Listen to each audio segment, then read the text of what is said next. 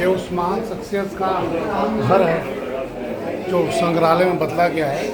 हमारे अब्दुल कलाम, इन्होंने विकसित भारत 2020 कल्पना की थी। पूरा model providing urban amenities rural areas कल्पना की थी, उसको पूरे घर में उन्होंने बदल दिया है। संग्रहालय में सादगी से रहते थे।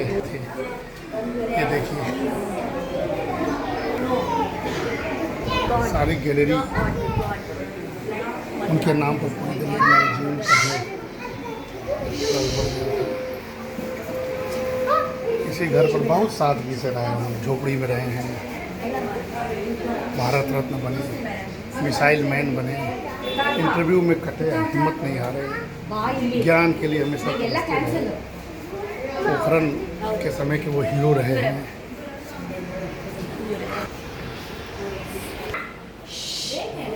सारी मेमोरीज को बच्चों को देखना चाहिए, इंस्पायर होना चाहिए।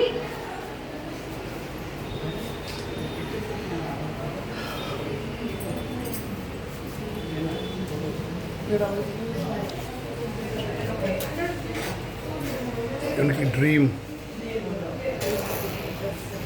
ये युवा गीत अब्दुल कलाम ने लिखा है।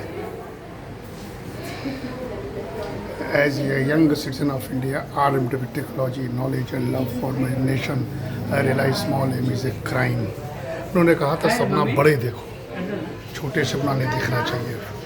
Learning gives creativity, creativity leads to thinking, thinking provides knowledge, knowledge makes you great. ये कलाम साहब का शिक्षा के प्रति समर्पण था। हर अध्यापक को इस चीज़ को सीखना चाहिए। ये सादगी से रहने वाला व्यक्ति, जीवन को समर्पण करने वाला व्यक्ति, राष्ट्र के प्रति समर्पित वैज्ञानिक, राष्ट्रपति, गरीबों के लिए सोचना, इकोनॉमिक्स का मॉडल उन्होंने बनाया। इसमें उन्होंने लिखा है पूरा model providing urban amenities rural areas. कहते थे कि तस्वीर बदल जाएगी, अगर गाँव को बदल दीजिए, गाँव में शहरी सुविधाओं को लागू कर दीजिए। पूरा मॉडल उन्होंने बनाया था।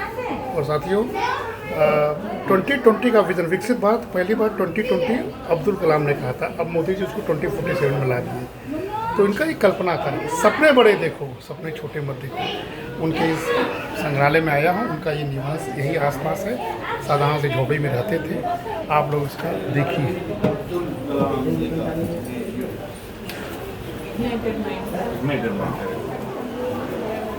सारी पुस्तकें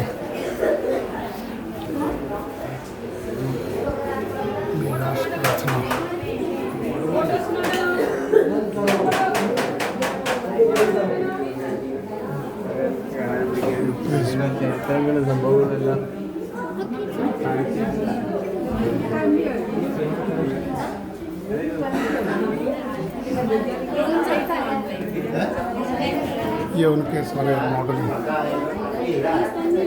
रोडोलेस DRDO के दिन उनके फर्स्ट वार रॉकेट, ये सारा उनके सारे कृतियों को संग्रहालय में बदल दिया गया। ये देखिए उनका Andhra university technology, APJ Abdul Kalam university of Allahabad, Allahabad से भी जुड़ाव रहा है। Hyderabad doctor of science, Auckland university, university of Calcutta, खत्म। फिर अंत में वो भारत रत्न। उनकी ये पुस्तकों का संग्रह,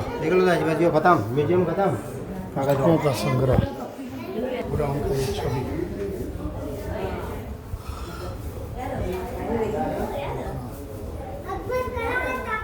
बुल्स प्रेसिडेंट वो कहा जाता था। जनगण राष्ट्रपति, जनता के बीच रहने वाले, अंतर्राष्ट्रीय नेताओं के हृदय में बसने वाले।